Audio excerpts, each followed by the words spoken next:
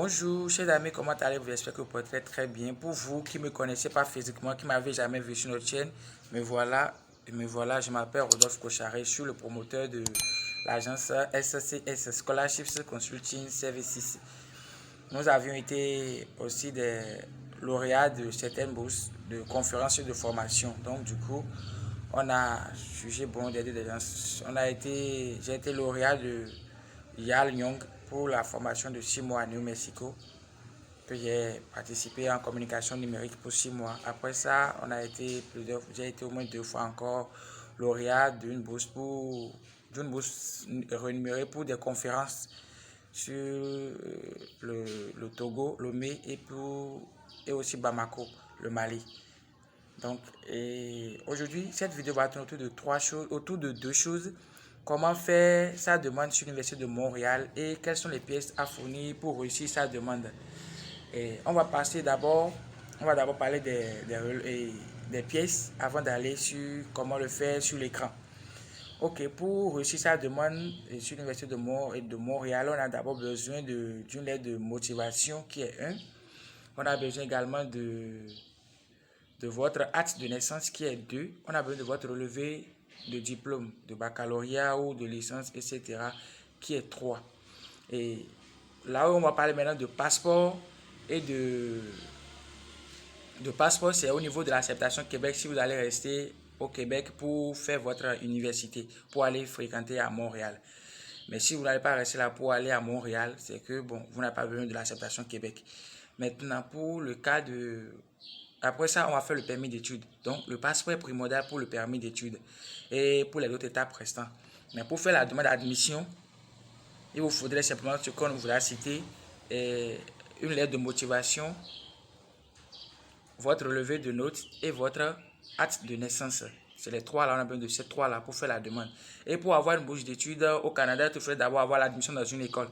Et après l'admission, maintenant, vous avez la possibilité de solliciter des bourses de quelques fondations et vous allez les ajouter. Mais Canada ne vous donne pas directement comme ça une bourse. L'Université de Montréal vous fait l'exemption des frais de dossier et des frais de scolarité. Vous n'avez pas payé la scolarité. Donc, on se trouve, après cette introduction, vous allez sur les explications. D'abord, je vais expliquer de cette façon-là avant de passer derrière l'écran. Merci beaucoup. N'oubliez pas de liker et de partager.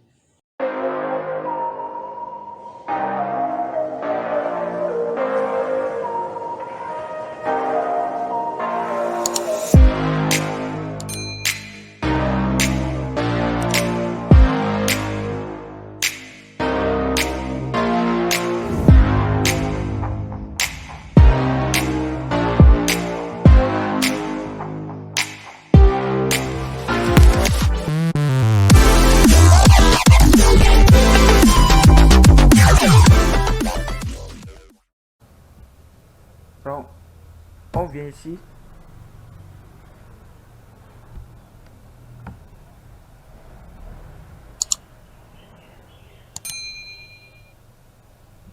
Donc, on choisit un programme. Vous allez cliquer sur le programme ici. Vous cliquez sur programme.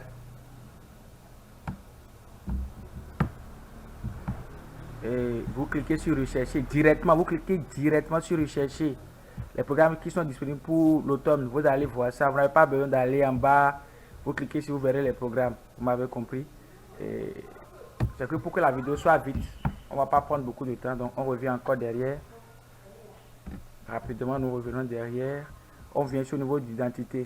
Au niveau d'identité, vous remplissez vous mettez vos informations juste qui sont là. Vous les mettez juste là. Vous m'avez compris. Je vais vous montrer l'exemplaire. C'est ça.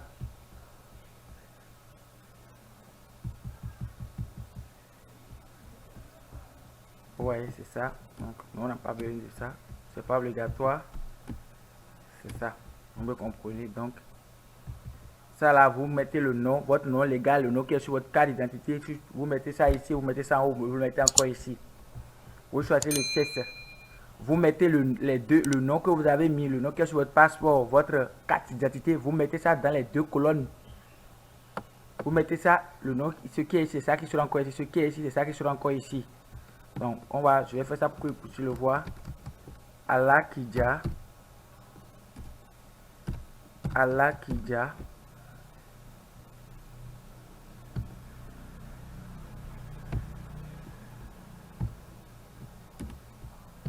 Alakija. Rafiu. Rafiu. Donc c'est ça. On met ça comme ça. Vous venez, vous mettez votre, vous cliquez ici et on clique là. Quand on clique là, automatiquement c'est ça. Vous choisissez, vous cliquez Shift avec l'ordinateur, vous cliquez CTRL Shift et vous cliquez directement ici. Ça défile pour vous et puis vous allez. Donc on fait choisir quand vous terminez. Vous m'avez compris. Et lui charge et il le fait pour toi. Donc ici vous mettez votre ville de naissance, là où vous êtes né, et l'adresse code et votre mail. Vous mettez tout jusqu'à la fin. C'est ça. Et ici vous respectez, vous lisez tout ce qui est là. C'est ça. De A à Z. Maintenant au niveau de déclaration d'études, on vient au niveau de déclaration d'études.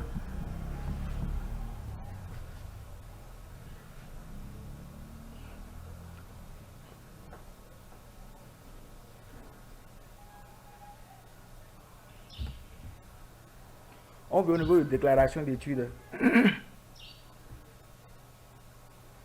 Vous allez voir, on vous demander si vous avez eu à étudier au Canada et autres. Vous mettez non, vous cochez non. C'est ça, on clique non, on clique non.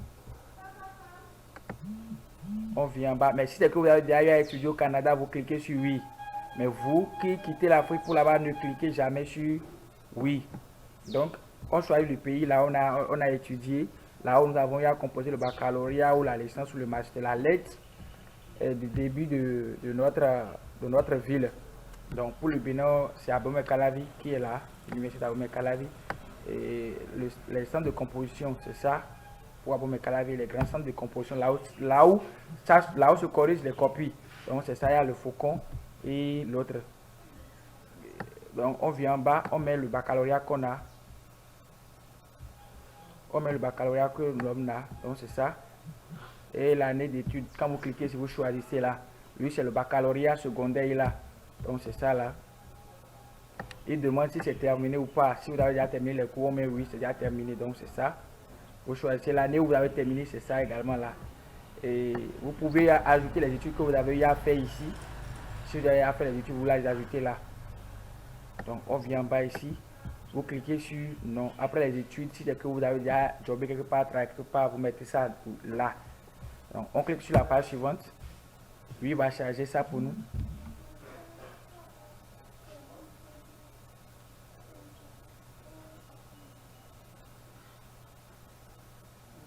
Donc, on clique sur oui. Et ça charge et puis ça va.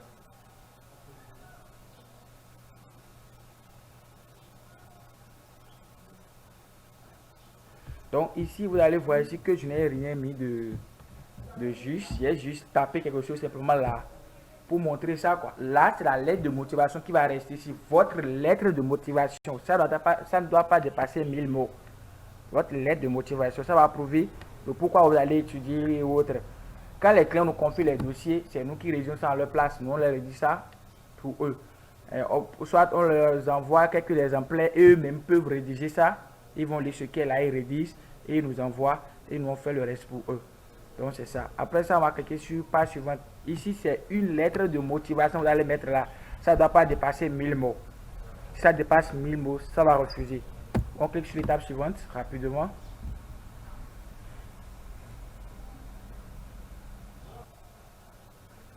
On est venu sur sommaire. Ça nous fait le résumé de ce qui est là-bas. C'est le nom qui est là-bas, là, c'est ça. Vous voyez. Donc ça nous fait le résumé de tout. On vient. Vous autres, vous allez choisir 3 filières. Ici, moi, c'est juste pour pouvoir vous montrer que j'ai mis ça. C'est 3 choix, quoi. On met le premier, le choix primordial en haut, ce qui suit en bas et ce qui suivra encore en bas. Donc c'est ça. Vous faites vos classements, quoi. Dans le cas que le plan A rate, le plan B ne va pas rater. Donc c'est ça. On vous fait le résumé de tout ce qui est là. Et vous-même, vous voyez le résumé de tout ce qui est là. Donc après ça, nous allons cliquer sur l'étape suivante. On passe sur l'autorisation.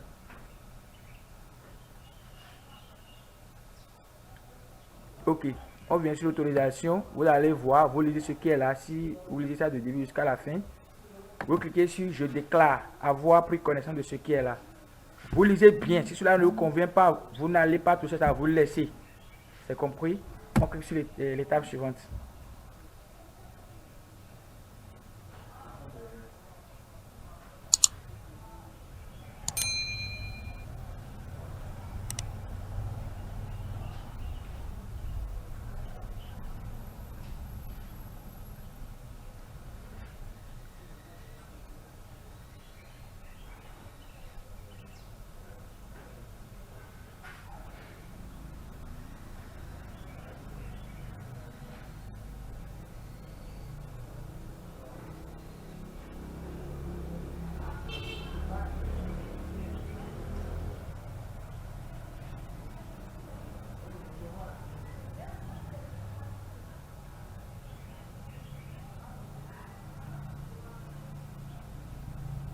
Donc, quand c'est venir ici, on vous fait le résumé de ce que vous aurez à payer.